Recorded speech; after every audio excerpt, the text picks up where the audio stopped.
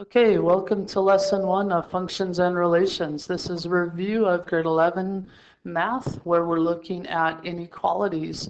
Remember, inequalities were like equations except equal signs were replaced with greater than signs or less than signs or greater than but equal to or less than and equal to.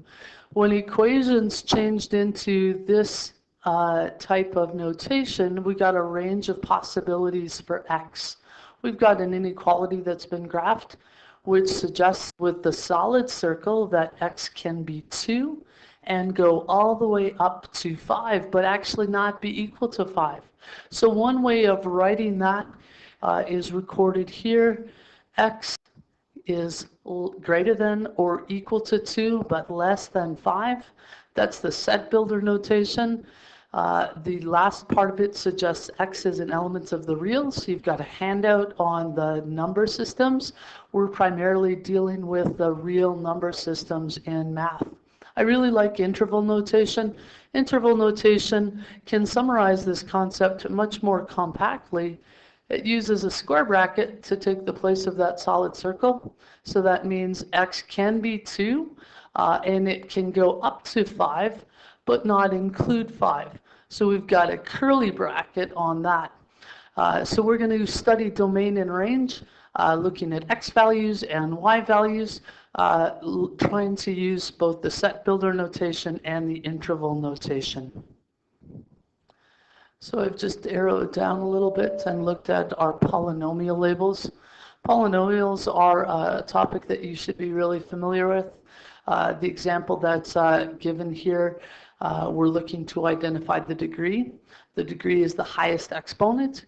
So the highest exponent in this statement, note that it's not written very nicely.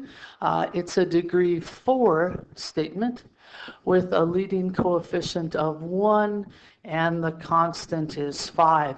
Make sure you read that clearly. On to some more graphing. We're using some linear statements. Linear statements are always fun. You should recognize them in the form y equals mx plus b. So linear equations, you should recognize them in the form y equals mx plus b. So when we take a look at example 1, we have a y-intercept of 1 and a slope of 3. So that's going up 3 units and over 1, and we can create a line based on that. Y equals 5 is way more interesting. There's no slope. We've got a line that's flat at y equals 5. If you can recall, we also did quadratic functions last year. The quadratic general function is listed there as well as the standard form. The advantage of standard form is that standard form gives the location of the vertex simply by reading it off. You can use your graphing calculator to determine the zeros and the y-intercept, the coordinates of the vertex. I'm going to get a sketch of that up here in a minute, but we're going to review the factoring and also trying to convert to standard form using the skill of completing the squares. So in factoring, I'm looking for two numbers that multiply for negative 18 and add for negative 3. I identify those numbers as negative 6 times 3 and negative 6 plus 3. And because there's a 1 in front of the coefficient of x squared, I get to write this statement as y equals x minus 6 and x plus 3. So the factors are x minus 6 and x plus 3. The zeros, or the roots, zeros and roots are equivalent words. So zeros and roots are the same thing, and you obtain a 0 by setting the factor equal to 0. So just working down the side here, I'm going to set x minus 6 equal to 0, and clearly that happens at x equals 6. and x equals 3, but with a negative sign, will be where the other x-intercept is. So I can already identify my x-intercept. I can identify my x-intercept at 6 and my x-intercept at -3. Now, we did review completing the square. You took some of that home to try out. But remember, completing the square seeks to build the standard form. And this is how completing the squared works.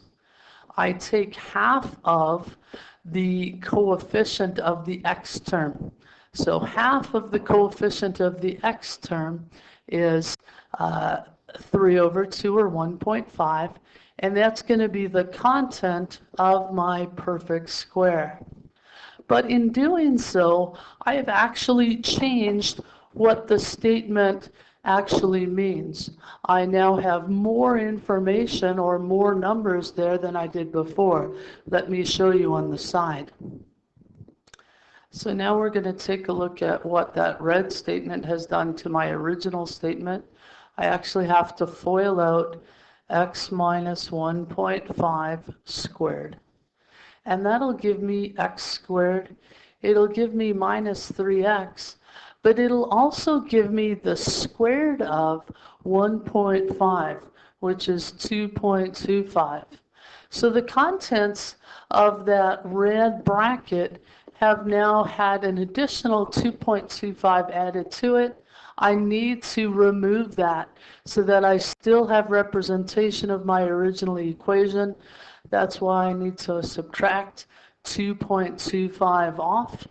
And now you can rewrite the statement and actually figure out where the y value will be for the vertex. So this is going to turn into x minus 1.5 squared minus 20.25. And now with confidence, I can say that my vertex is down here at opposite sign 1.5, comma 22.5 negative. And I can complete my graph with arrows that indicate going on forever. So that should be review. Now on to rational graphs. Radical graphs. 1 second. Radical graphs. Here we come. So our graphing calculator is really helpful. We can program our calculator to graph root 2x minus 1. So go ahead and do that. I'm going to throw the graph up on there and then also indicate the domain and range of that graph. So square root graphs are a little bit different in that they start typically on the x-axis and curve up, but they have a restricted domain. And you can find that restricted domain by remembering that 2x minus 1 must always be greater than or equal to 0. So 2x must be greater than or equal to 1. X must be greater than or equal to 1/2, which is the location of the coordinate right here. That's 1/2. So by using my notations for domain and range, I can say that x must be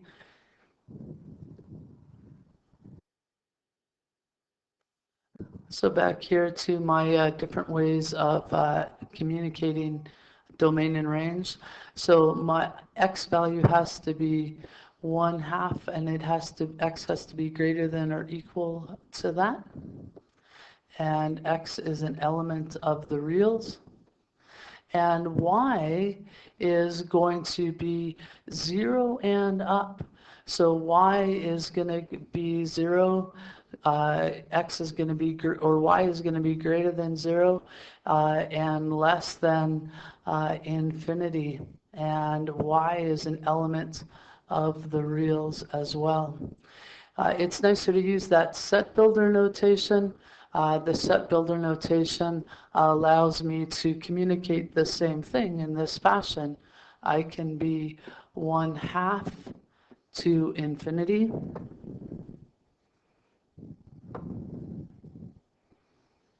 1/2 to infinity with a curly bracket for my x, and for my y, I can be 0 to infinity.